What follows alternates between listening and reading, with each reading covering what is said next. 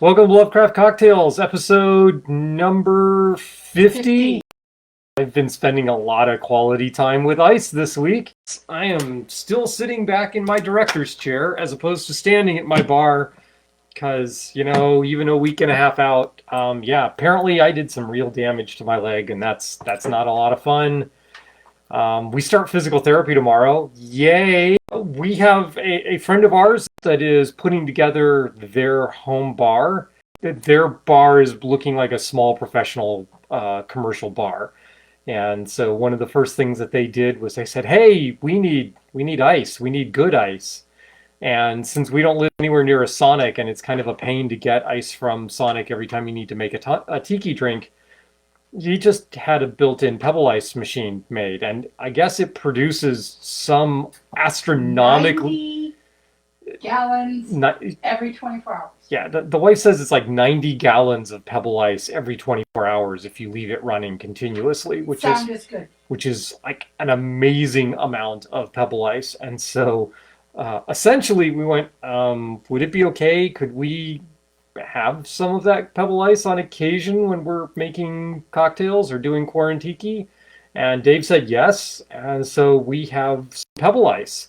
And I've got a Lewis bag so I can crush my own ice. I've got a couple of hand crank ice crushers. I've got my Wherein professional ice crusher back here. I, of course, have cubes and various clear ice systems to make clear cubes and various other shapes. But what I don't have is access to pebble ice. And now I have access to pebble ice. So this is going to be a little bit of an experimental episode where we take a look at 3 different drinks and we are going to vary the ice. So we're going to do 2 versions of each cocktail, and we are going to vary the ice with each one and see how much of a difference the pebble ice actually makes with it. There should be a link in here to The Only Dave That Matters and his bar as it is being built. Look at this adorable Panda Tiki mug. Is this not the cutest thing? The cute little Panda, just all white mug. This is from Sichuan Tiki. Ming River. Ming River, which is, so Ming River is the name of the Baijiu distillery. So there's go. So we've got the cute little panda bear. We also took delivery of a Tiki mug that we have been lusting after for quite a while, actually, from the first time we saw it. So this is from the Formosa Cafe in Hollywood, California. Right? And this is like a 4-tiered pagoda with a dragon wrapped around it. So here's the dragon's head down here, and the tail winds up around and comes up here. Right? So nice deep mug. The manufacturer is not listed down here, so I don't know who produces that particular mug. But we just saw it, and we really enjoyed our trip to Taiwan, aka Formosa. Not the Formosa Cafe in Hollywood, but the actual Taiwan.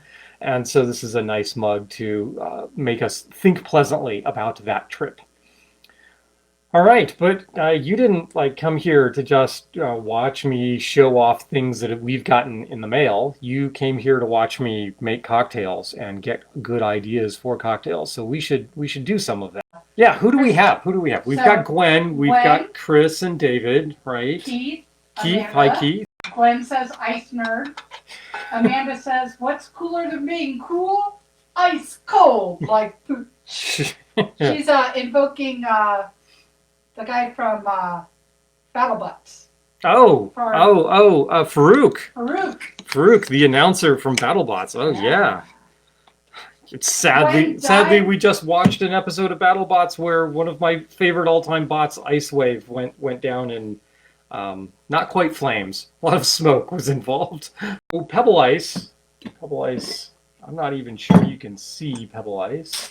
The difference in pebble ice. I'm gonna stick this over.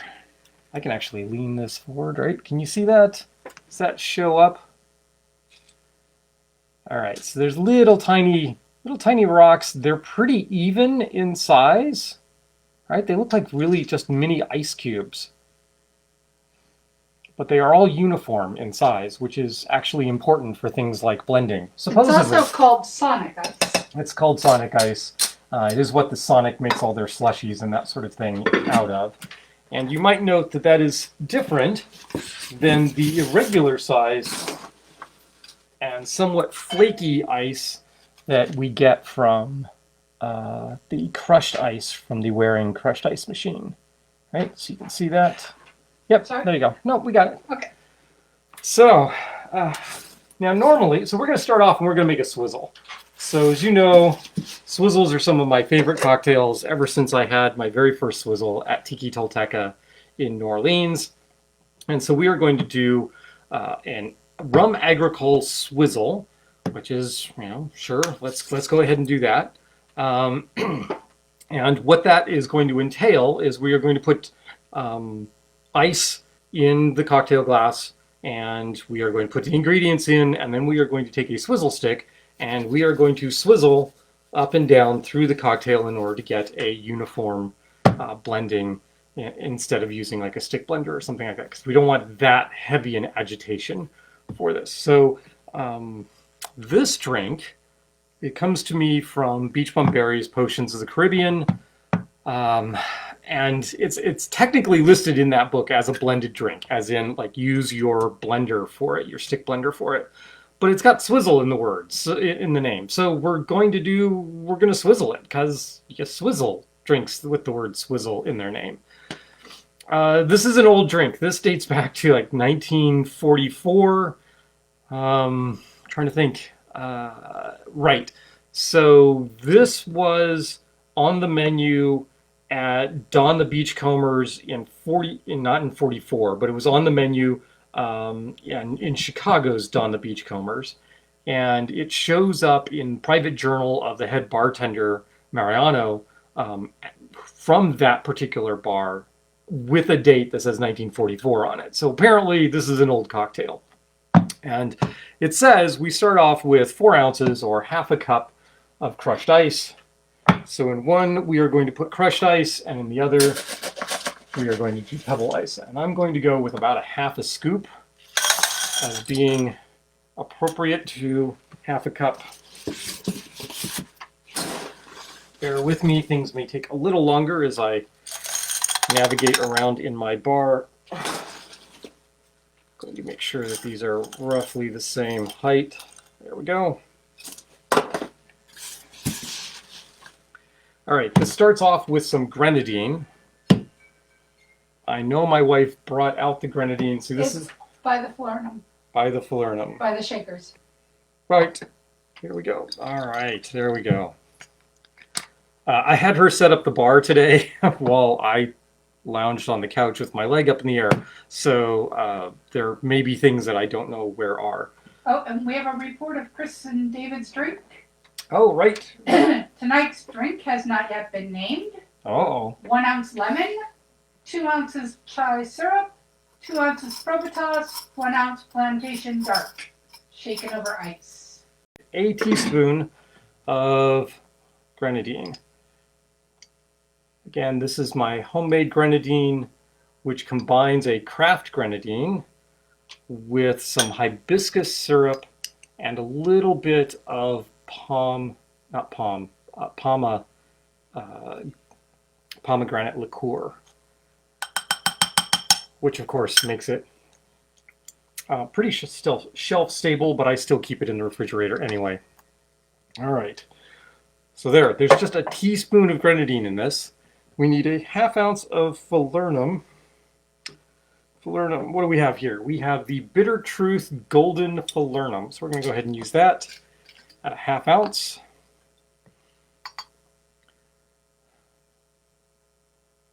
How's that smoke on the right-hand side? That coming through okay? Yeah, it looks pretty nice. Oh, it's wafting in front of the new lava lamp. Picking up the colors from that. That's kind of nice. Oop.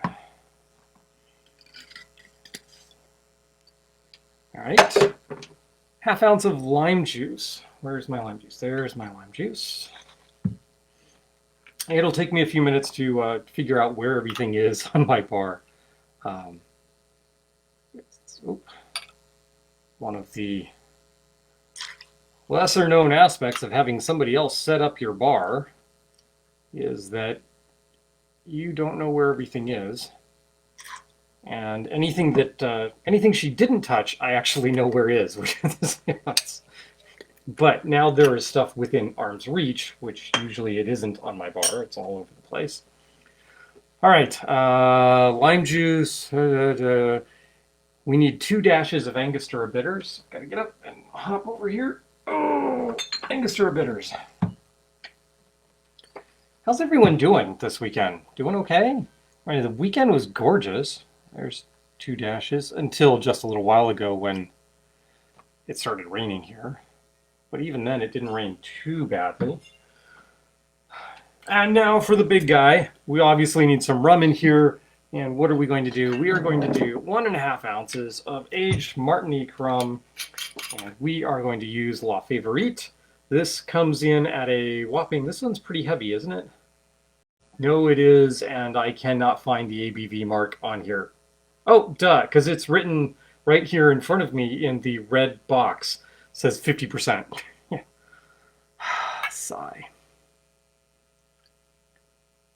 Well, hopefully this broadcast will be a little less scattershot than last week's, where I just felt I didn't really know what was going on last week. Kind of in and out of being able to focus on what I was doing. Okay. As I said, these weren't going to be all that big, which is why we used the smaller Collins glasses. I'm going to give this a quick twirl with the swizzle stick, and then I'm going to add more ice.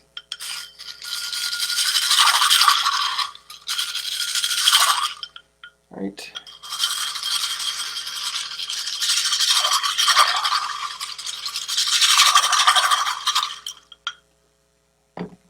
Okay. So initial impression. The crushed ice was just a little easier to swizzle, but I'm already noticing that it is diluted more. So I'm not sure if that's a good thing or a bad thing. We will find out. Top up the glass, like such, and then we're going to do the same thing with pebble ice. It's a pretty standard technique for swizzles. Come on, baby. There we go. That's about right. Set that there. Close up the ice bucket. And then we're going to try to work the swizzle stick down in them and see which one works better. A little bit of resistance coming down, but that's what we're expecting.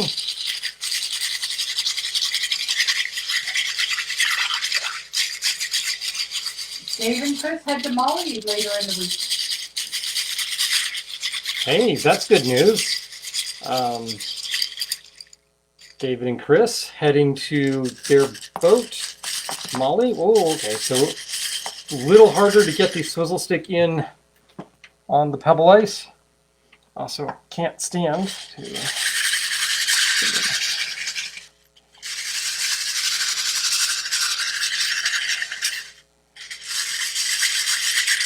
So I lost some of the pebbles, and I'm still losing some of the pebbles.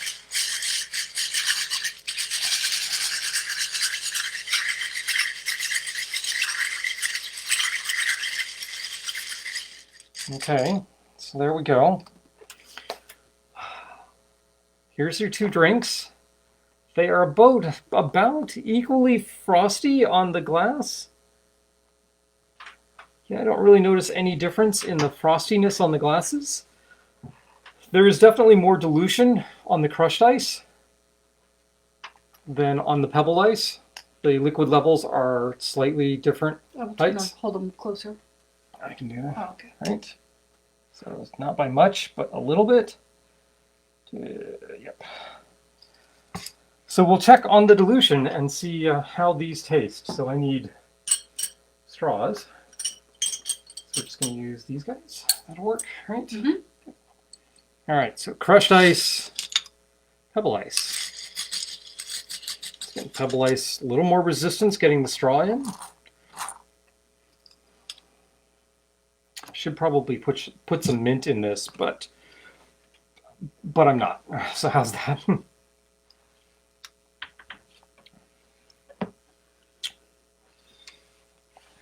Tasty little cocktail. La Favorite, very forward in that.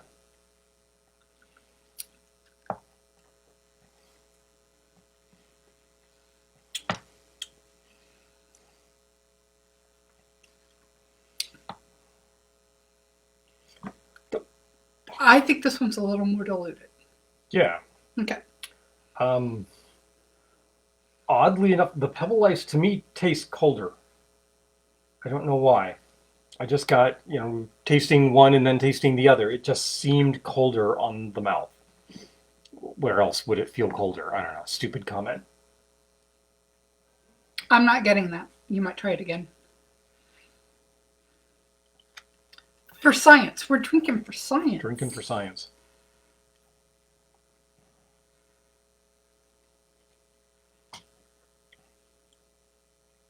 Those are very, very close. As you would expect, there's not a ton of difference between the pebble ice and the crushed ice. The regularity of it is the big thing. But you can chomp the pebble ice. You can chomp the crushed ice too. I know, but it's not the same. I have a slight preference for this. For some reason, the La Favorite tastes different in these two drinks. Okay. And I don't know. Some of the harsher notes of the La Favorite are a little more pronounced here than they are here, which leads me to maybe that's part of what I'm thinking of. Usually when a drink is colder, the edge notes of it are damped down, and so that may be what I'm picking up on. I don't know. I didn't bring a thermometer with me, so I can't stick the thermometer in here and test whether one is colder than the other. It's obviously not for science because I'm not writing anything down. Right. But, you're recording it. Oh, well, there is that, right? Oh, right. So I am recording it. Oh, so it is for science. It is science. Science! Yep.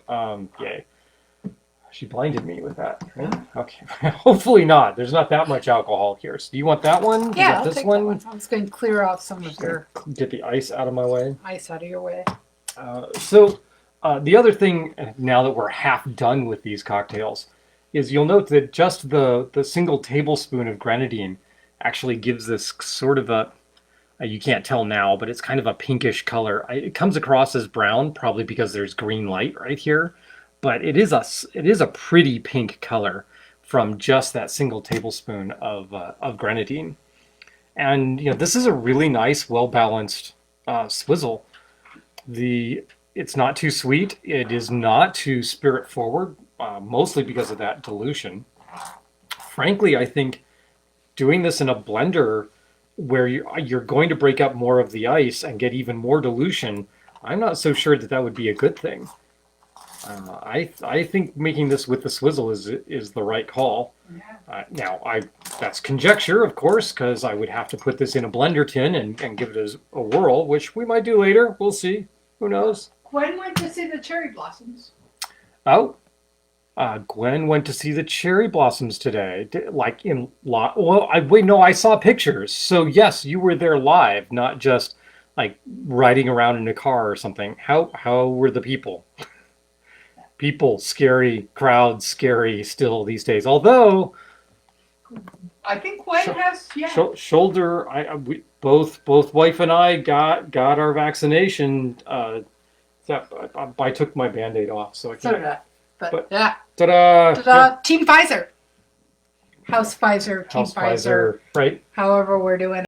So that's test one.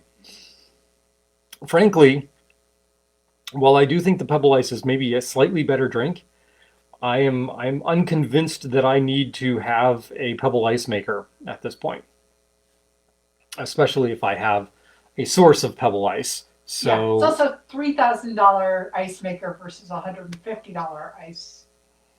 $3,000 Pebble ice maker. Okay, so it's a pretty high barrier to me getting a Pebble ice maker. All right, drink number 2. We are going to do a shaken drink to see whether or not using the Pebble ice, smaller size, is going to give us more dilution to the point where it actually makes a worse drink, than a commonly shaken drink that is just going to use ice cubes straight out of my freezer. The Vicious Virgin. Now, this is a drink dating from the 1960s, and this particular version is credited to the Pago Pago restaurant and lounge in Tucson, Arizona, which I believe is no longer with us. There are very few places that are still around from the 1960s, tiki places that are around from the 1960s. Halakihiki in Chicago, though, would be one of those. And that would be our college tiki bar. So there, yeah. All right, so the Vicious Virgin, this is actually Vicious Virgin version 2. The original drink dates back to the original days of Don Beach in the 1940s. We are doing the updated 1960s version. You can tell that it's an updated 1960s version because it makes use of that cat. No, not a cat. Dude, go away. You're darling and I love you, but do not get in my lap right now. You can tell it's a later drink because it uses this stuff. That's right. It uses blue curacao, which is curacao that has blue food coloring in it, essentially. It is curacao. This is de Coupier. I have no idea how to pronounce it. So it's a well curacao. It's going to be somewhat sweeter than the usual dry curacao that I use, but we're going to go ahead and use it. So this is a shaken cocktail, and what that means is I need to take out my plastic shaker tins. See, David, you've taught me well, or reminded me well. So we start off with a ½ ounce of orgeat. I keep pronouncing it orgeat. People seem to know what I'm talking about. I really don't care if they correct me. Until I get a definitive translation, we're just going to go with what rolls off my tongue, which is orgeat. I think everyone online pretty much knows what orgeat is. It is essentially an almond syrup made from syrup made from almond milk. Usually has a little bit of orange blossom water or rose water or both mixed in with it. I make this stuff at home, and it keeps. Because I'm using a pretty high mixture of sugar to the almond milk, and this stuff has been keeping well nigh indefinitely for me, so that's good news. All right, how much of this do I need? I need a ½ ounce.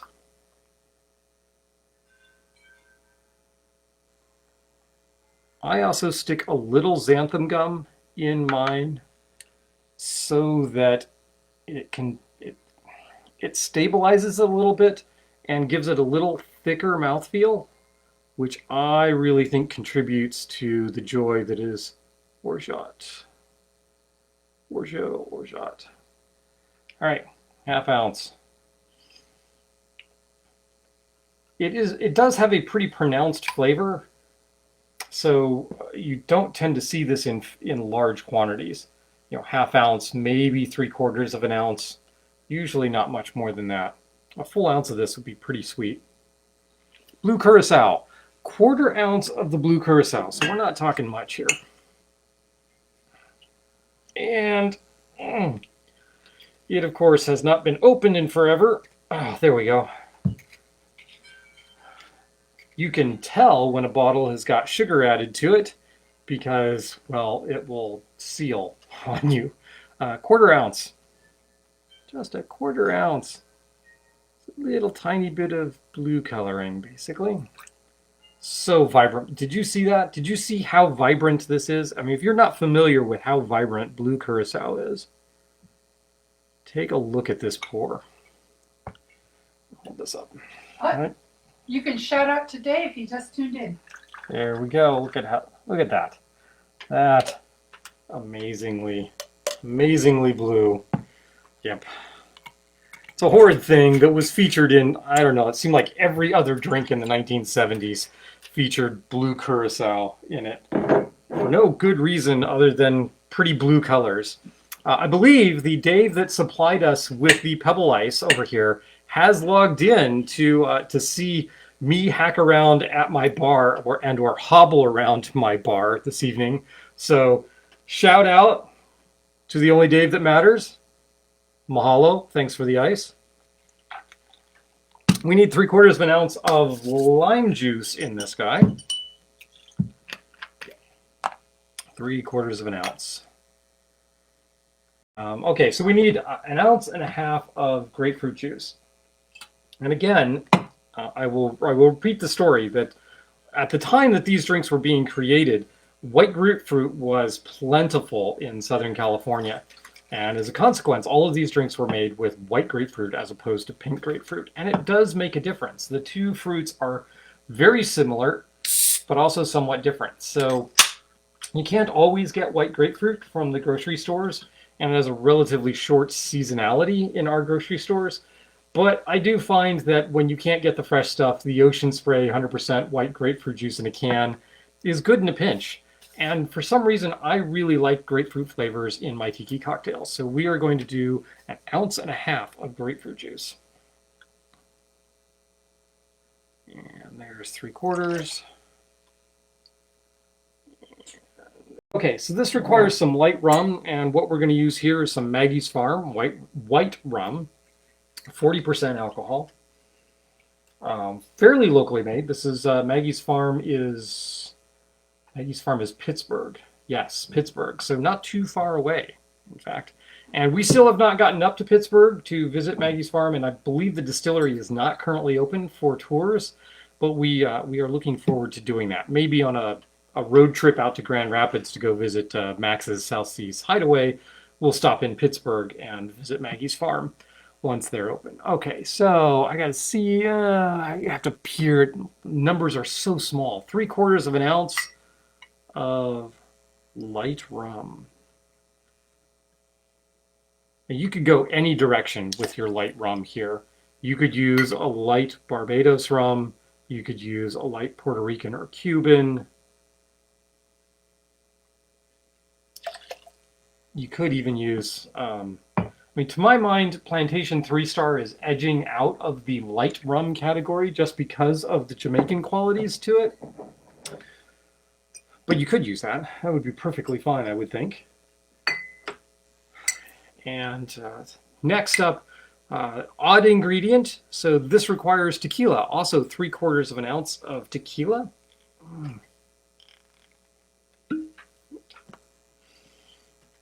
Does not specify what kind of tequila, and I don't know that their selection of tequila in the 1960s would have been tremendous. And so we're going to go with a guilty pleasure here. This is Terramana, so-called small batch tequila. Has prominently featured on the label gluten-free. Duh, like all freaking alcohol. Made in Mexico, but why do I like this one? Well, because it's a vanity tequila from Dwayne "The Rock" Johnson, and I'm a fan, so that's where that comes from. All right. The original cocktail says shake this with ice. Doesn't specify the type of ice or anything else. So what we're going to do is we are going to do a full scoop of just regular, plain old, ordinary freezer cubed ice. Right, that goes in here. Got it, Colleen? Hey, Colleen. All these people calling in. All right, and then we're going to do basically a scoop of pebble ice. All right, that looks about right. That goes in there. Close that up. And then we're going to lid these guys, and we're going to shake them. There's one. There's two. And we are going to give these equivalent amounts of shaking time, because we can do that.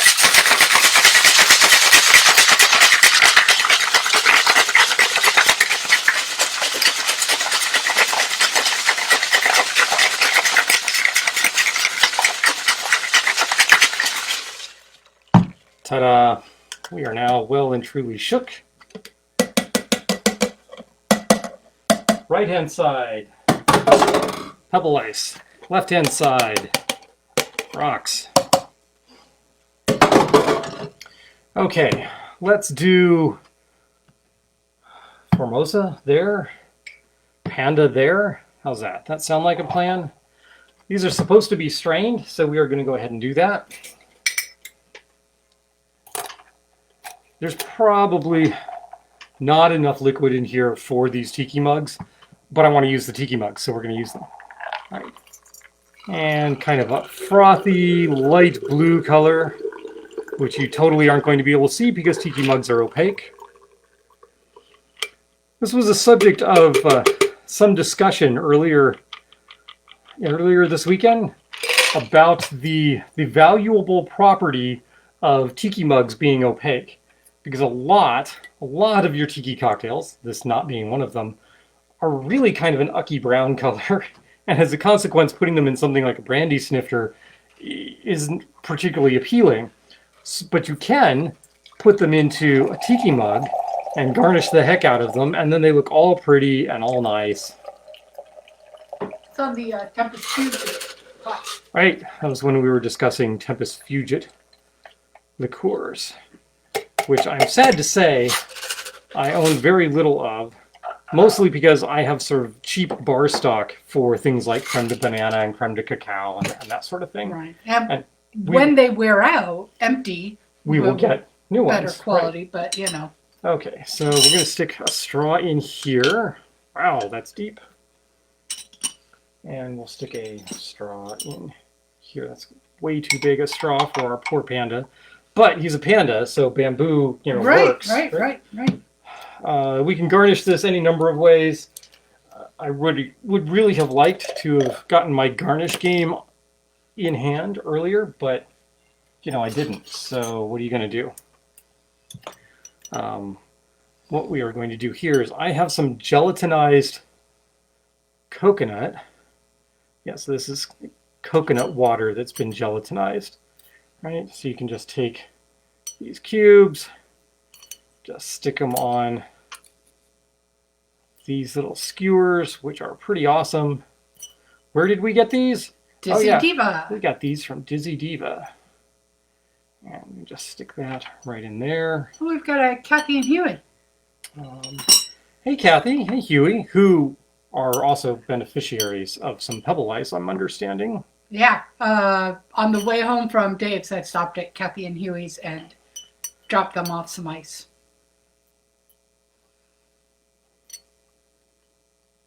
Come on. Come on.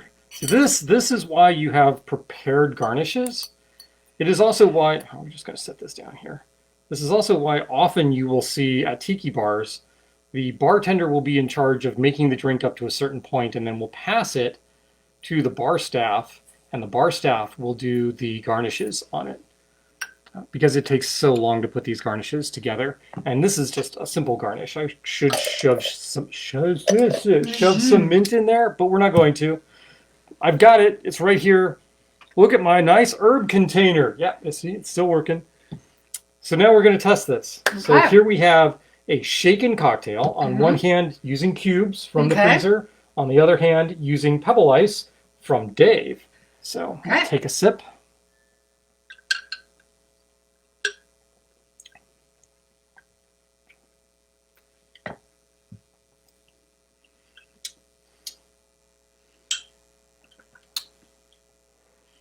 It's not my style of drink. It's a perfectly fine drink. I would not be sad to get this in a tiki bar, but I also wouldn't order it again. I do not taste any difference in dilution or in coldness or in... Nope, I think those are... So how is shaking between the two? Yeah, maybe this is one of those things where I probably should have shaken them separately to see if there was any real difference. I didn't notice any while I was shaking it. Because I was shaking both at the same time, there was no real chance to notice any sound difference, which is usually one of the tricks for shaking. You'll hear a difference. Panda, it's so cute. Bye, Panda. Often when I'm shaking, I can hear a change in the texture of the ice as the ice gets broken down. You need to lift that up just a tad. There's the cute panda. You've got a Surfside Sip and a Dizzy Diva. And I could not tell, but then again, I was shaking 2 drinks at the same time. So, and since I was sitting down at the time, I was concentrating on not falling backwards and that sort of thing. So, maybe not the best test for those 2 ices, but in this case, I think the way the evaluation comes out is that for a cocktail where you're just going to shake the cocktail with ice and then strain it out, I'm not sure the pebble ice makes that much of a difference. So I think in that case, I'm okay with my standard freezer ice. Oh, we did not start with a toast. Oh my goodness. Oh my gosh. So while I'm working on our 3rd drink, I will have my wife come up with a rum that she wants us to toast with, and then we'll figure out something to toast. This came up in class today, so. Oh, all right.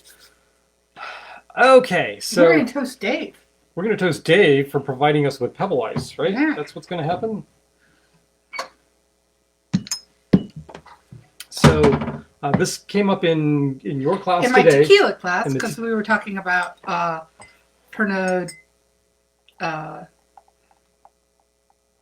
The French producer, the right. French bottler and producer that actually owns the Cuban Havana Club, yep. or is part owner with the state of Cuban Havana Club. Yeah. And we are lucky enough to have just a few bottles of some Cuban Havana Club on hand. It also came up in the Tempus Fugit discussion. Oh, it did.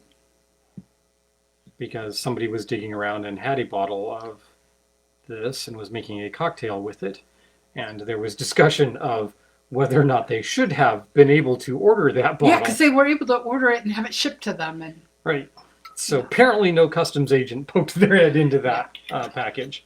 Or it was she got it during that brief period of time when the embargo didn't happen. Which is probably more likely. Yeah. I know that actually that's when we got these, even though... No, these are older than that. Right, these are older than that. We got one from D.C. when it was lifted. But right. To Dave. To Dave. And his tiki bar that he's building up. Looking amazingly nice, yeah, dude. That is so much work, and I'm so impressed with all of the elbow grease you were putting into that. And the initiative to even try to do that on your own, just amazing. Yeah, he's got things like... and thank you for the pebble ice. He's got things like... For those of you that come over for a tiki party sometime in the future and we have pebble ice, it's going to be because of Dave. He's got fiber optics in the ceiling that are going to show through. He's got some portholes that have video screen behind it. It's a small professional bar. That's so good. Yeah, I mean, it is aged 7 years. It's aged 7 years tropical. So there's a fair amount of angel share that's gone from this. This is just quite yummy. Aged for a minimum of 7 years, but it is a marriage of different rums. And some proportion is re-aged and added back in. So that's... This is not, this is not a... You would not call this a premium rum necessarily. But man, that is an extravagantly good rum for its price point when you can get it. That is an exemplar of that Cuban Puerto Rican style of rum. And this is head and shoulders above the Havana Club Dark that you can get from Bacardi, their Puerto Rican version thereof. Mahalo. Oh, that is tasty. Tasty, tasty stuff. Okay. All right, we got 2 drinks down. We have the first drink, the Martinique Swizzle, swizzling technique. I thought the pebble ice was a little harder to get through, and I threw ice a little more around, but that might have been partially just not me being used to it, but I thought the drink was better, that the dilution level was better from that, and it seemed like it was colder to my palate than the crushed ice that I have and use regularly. So what we're going to do next, so we did the Martinique Swizzle, which was swizzled. We just did a shaken cocktail, and now we're going to do a blended cocktail. We're going to use the Swizzle blender over here. We are not going to blend it in the Pilsner glasses. That is recipe for shards of glass flying everywhere, so we don't want to do that. But what we are going to do is the Sumatra Kula. So that's Sumatra space Kula. Now, this is potentially one of the very first drinks that Don Beach ever came up with. This thing dates back probably mid to late 1930s. So I mean, this recipe is going on well nigh on a close to 100 years here. The drink is blended and then poured into a Pilsner glass, which is why we have Pilsner glasses sitting out here. So we're going to give that a try. In order to do that, I need a couple of blender tins, which fortunately I have right here. Make sure my blender is on. All right, so let's see what goes in here. Honey mix goes in here for the sweetener. So my honey mix is here. And this is a 2-to-1 mix of honey. And in this case, I think it is just simple clover honey. You can get subtle flavors with using different kinds of honey. So orange blossom honey will have a different flavor from, say, key lime honey, which will have a different flavor from buckwheat honey. For cocktails, unless you are doing something very specific where you are playing up that flavor profile in your honey syrup, I think you are just fine using like regular wildflower or clover honey, because most of the subtle notes of the honey are probably going to get lost unless you're using something that is, you know, really aggressively flavored. Buckwheat honey is particularly aggressively flavored. There's some hot pepper honeys out there that are aggressively flavored, but why would you do that to your honey syrup? Okay, so we're going to go with a 1/2 ounce of honey syrup in each one of these guys. I seem to be a little more comfortable in the sitting position this week than I was last week. I'm not squirming around quite as much, which is good. Although I long to be able to move around in my bar. All right, we need a 1/2 ounce of orange juice. Orange juice. So the honey syrup goes over here. Fresh squeezed orange juice. This was squeezed about an hour and a half ago. You can tell it's already starting to separate just a little bit. Orange juice does not last nearly as long as either lime or lemon juice, and those don't last very long at all. So just be careful. If you're going to squeeze some oranges to make fresh orange juice, use it that night, and then drink whatever remains. Just drink it because it's fresh orange juice. It's good for you. Grapefruit juice, also a 1/2 ounce. We'll see how much I have left in that can. To move the Pilsner glasses out of the way. I'm going to try and not have to open the second can, but we'll see.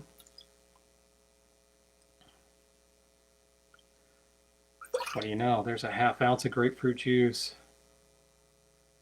And there's a little more than a 1/2 ounce. Let's put some of that back. Who knew that all of my classes in quantitative chemistry would come in so handy for things like measuring, that sort of thing? Yeah. Loved quantitative chemistry as an undergraduate. Have essentially the equivalent of a minor in chemistry, which is cool, I guess, but it's been forever since I've done it. I loved the lab work, hated the theory. Grapefruit juice, 1/2 ounce of lime juice. This is very consistent. 1/2 ounce, 1/2 ounce, 1/2 ounce. Little unusual to see the lime juice and grapefruit juice in these kind of proportions, just because that's going to be pretty tart. Although, like I said, I really love grapefruit juice as a flavor agent in tiki cocktails, so I'm not at all sad to see the grapefruit juice and to see the sour component split between grapefruit and lime. You'll notice I do that a fair amount. 1.5 ounces of light rum. We're going to go back and use the Maggie's Farm. Might as well. It's here. Crash, bang. 1.5 ounces.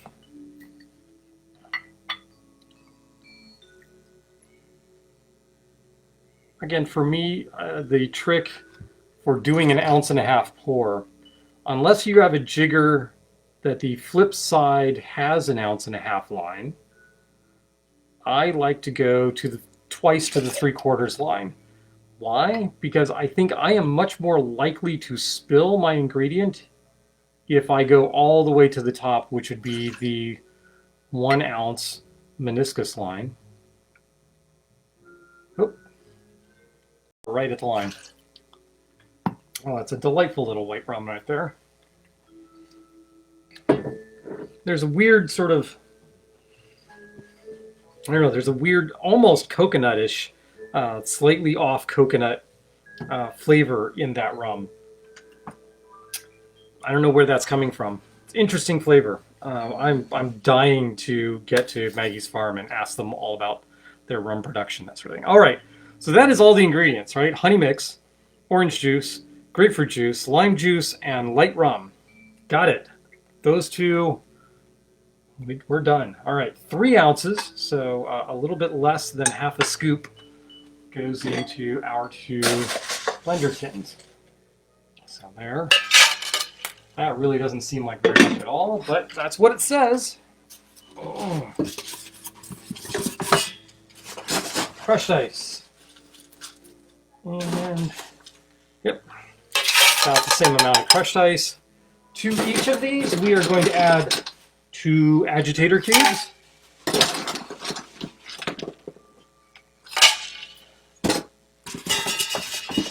And then I think I'm going to have to stand. I don't think there's any other way to do this. Okay, I'm going to reach over. 5 seconds. 1, 2, 3, 4, 5. That's 1. And then 1, 2, 3, 4, 5. That's 2. All right. Now for the comparison. Glass 1. This just gets poured straight in.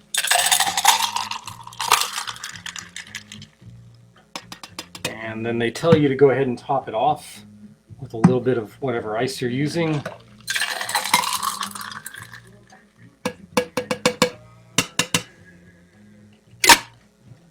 So let's go back here.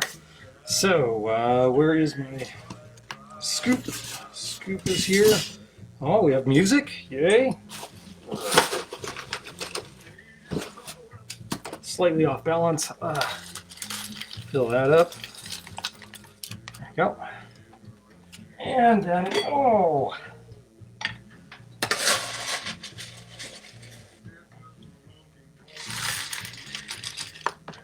There we go. I've got to say that I like the looks of the pebble ice better. That consistent shape to the pebble ice just makes a better looking drink. And, well, it's tiki. Aesthetics do, in fact, matter. And for this one, I am actually going to pull out some mint. So there's some mint for 1. And we need a few more sprigs for the second. Get that down. All right. Is that all one? Nope. Okay. We are going to put this over here, and I'm just going to smack this around a little bit, and then stick that in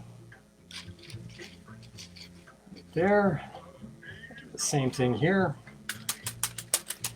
Yeah, I could smack this between my palms, but here I want to hold the glass while I'm trying to do this, and my balance isn't great at the moment, so there we go.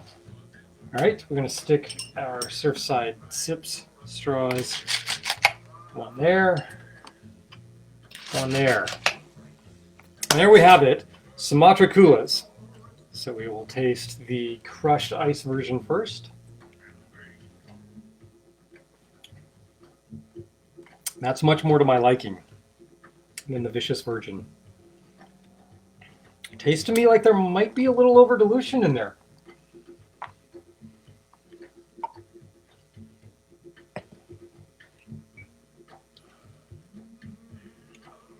They're very close. Again, as you would suspect. But I think I detect a slight difference. This one tastes colder to me. And the difference is I like this one, which is the pebble ice one, better. Here we go. Can we see that? Wow, that's a... Wow, it's very bright. I'm going to have to cut down the lighting here. Wow.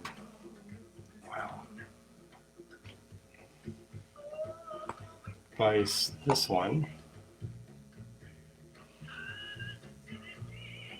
I don't know if you can see any difference whatsoever in the coloration of those. I don't think so. I don't think so. No, no real difference there. I do notice a difference without the light box. The Pebble Ice one appears to me to be a little slightly darker in color. That's this one.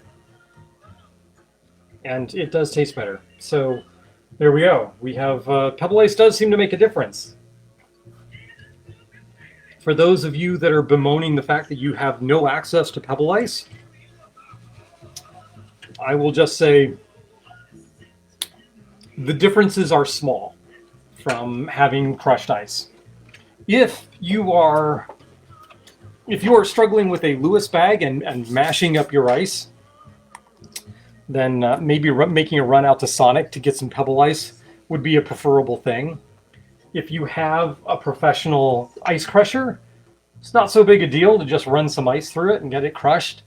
And if you've already got one, maybe you don't need the Pebble Ice. But if you have a source, hi Dave, or a Sonic nearby and you want to do something special, I think the Pebble Ice does make a subtle but noticeable difference. And you could always do something like this, like what we've done tonight, for your guests. You know, what kind of ice would you like in your cocktail? We could do the Lewis bag. So the Lewis bag is essentially a canvas bag that you shove ice in and beat with a mallet in order to get your crushed ice. And so you can beat it to whatever texture you like. It takes a certain amount of finesse, but also takes out a certain amount of aggression. So if you had a bad week, Lewis bag might be your thing. But you could... There are tabletop Pebble Ice machines. Can you hear my wife? She says there are tabletop Pebble Ice machines.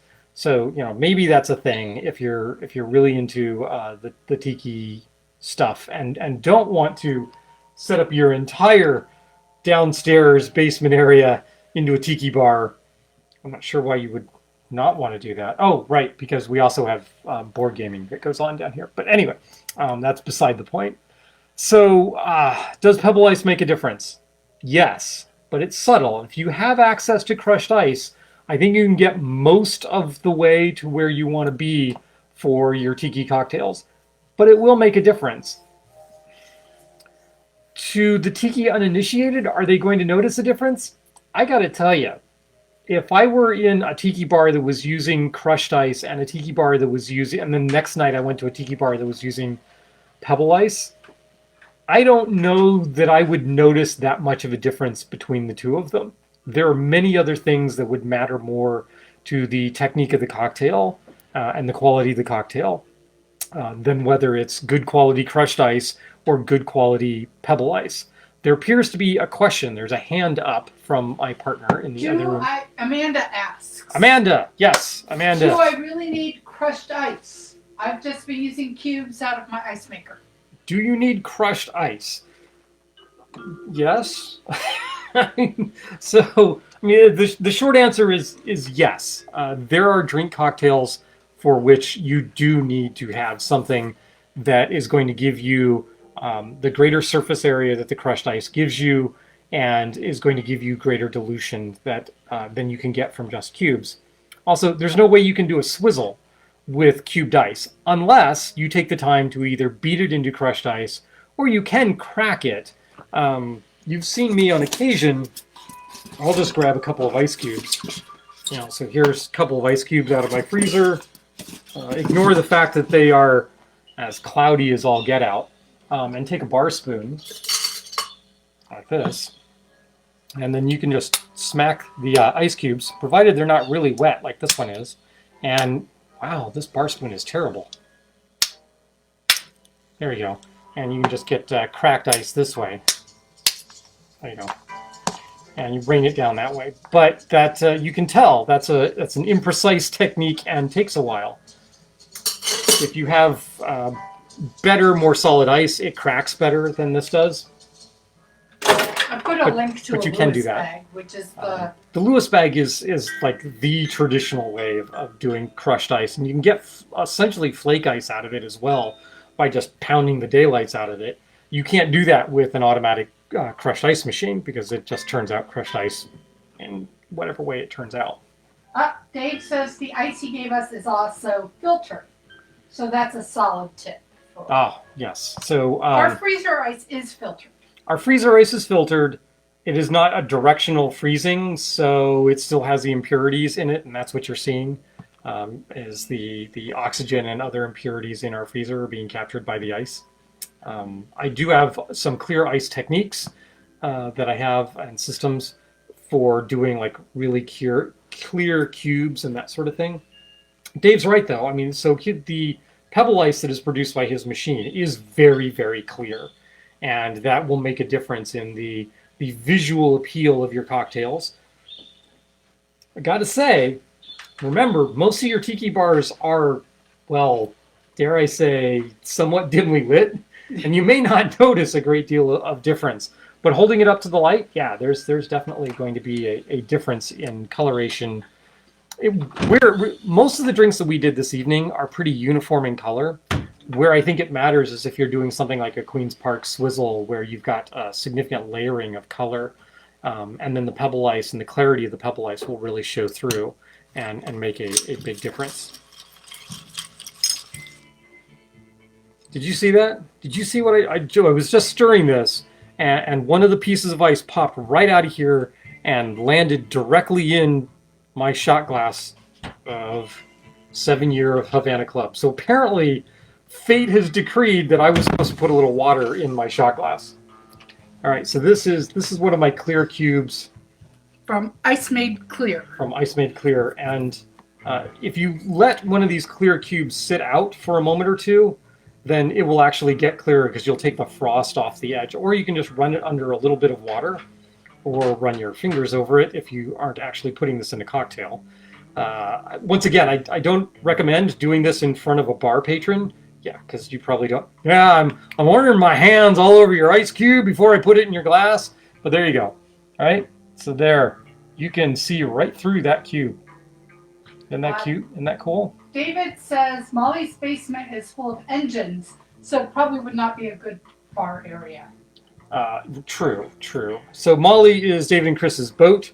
We hope to see them on that boat relatively soon, and they have a small bar area on a boat because, well, boats are small. You have a limited amount of space, and so I'm going to help them with putting together their Molly bar, which means I need to start devoting some attention to what rums they need to have, and keeping in mind that they don't have room for a dozen rums. So Flora has a Nugget ice cube maker. Gift from spouse. It's not quite the opal, but it is still kind of ridiculous, and she loves it. And this is that is so cool. I love this just clarity on these cubes. The one knock I have on the system that I have is that these cubes, and it's not really a knock on the cubes, it's a knock on my glassware, is that my rocks glasses, my single rocks glasses, are a little too narrow for the cubes that are produced.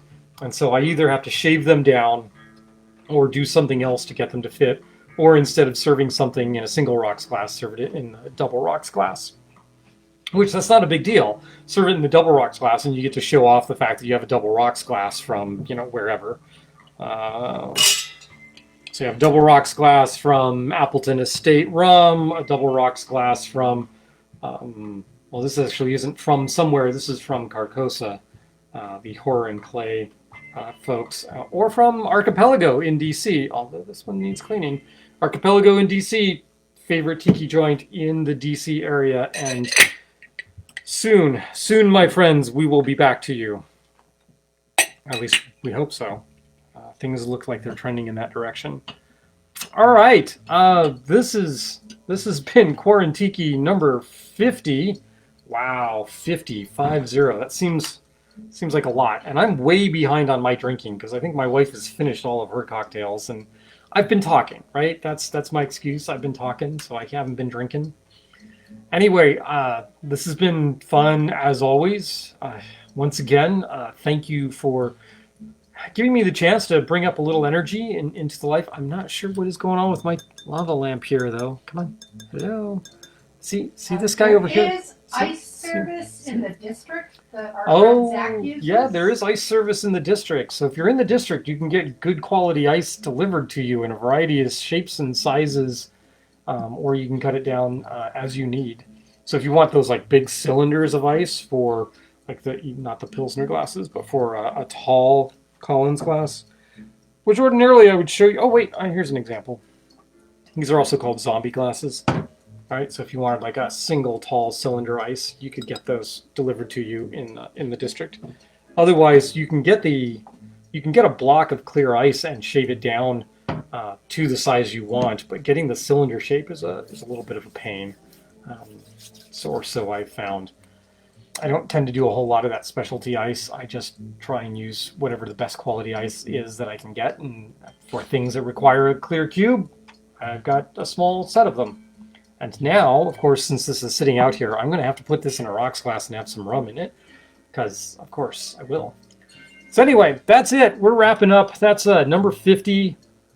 In 2 more weeks, it will have been a full year, and I still don't believe that we've done a year of these. It just seems, I don't know, it's weird to me that we've done this, that we've gone this far. Never expected the quarantine that was going to last this long, and this was just something where, at one point I got tired of the fact that I just make a drink at home. They're done.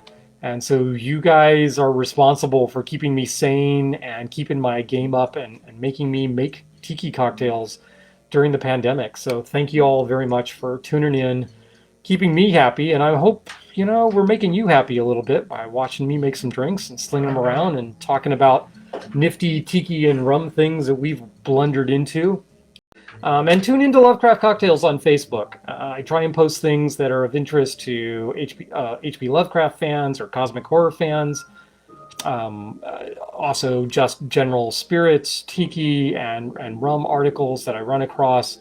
So it's just a pretty low-key way of staying up on all things that are H.P. Lovecraft or craft cocktails related. You watched a documentary today. My wife does point out that I did watch a documentary on Lovecraft today from 2008 with people like John Carpenter and Guillermo del Toro and Neil Gaiman offering their views on H.P. Lovecraft. It was very informative, very well done. I was especially taken back, though, during the credits when they were giving credit to all of the artists whose still work they had posted and used as backdrops for the discussion, and not only posting the artists, but also posting the web pages and what artwork they did from the documentary. So if you liked a particular artist's style, there was access to their web page right there. So I thought that was a very cool thing and nicely done for them. But what else do you expect from people that are artists like Gaiman and del Toro? So there we go. Check it out if you're interested in H.P. Lovecraft. It doesn't have a whole lot to do with cocktails. But maybe sometime we'll get back to the enjoyment of making Lovecraftian and cosmic horror themed cocktails. Still kind of interested in doing a color out of space cocktail, although you run into the same thing that always happens, is how do you describe a color that Lovecraft describes as not being any color that is describable by man. So, I don't know how we do it. We'll work on it. And, here comes the wife. She's coming back. I do. So I put it in the comments as well. Now that we've had our first vaccine, we're now 5 weeks out from being able to have small groups or, a couple people. Small groups of vaccinated people. People. Yep. Or you could be a live audience member for Quarantiki.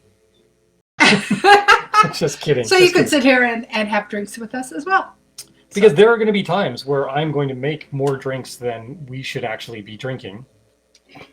And so it'd be nice to have a live audience member here to help us. Yeah. And also get their opinions. Because we can offer our opinions all we want, but then maybe that doesn't match the rest of the world. And this is like the 3rd or 4th time that I've now said, hey, we should sign off at some point. Sorry. So we are now, wow, we are 8:45. We're an hour and yeah, sorry. we're well over. So anyway, folks, it has been a pleasure, always a pleasure. Quarantiki number 50 coming at you from Lovecraft Cocktail and Star and Pooch. Someday we'll figure out what a good sign off is, but we don't have one yet. So I'm just going to reach over and, like I do every week, fumble around until I find the big red button that says end live video.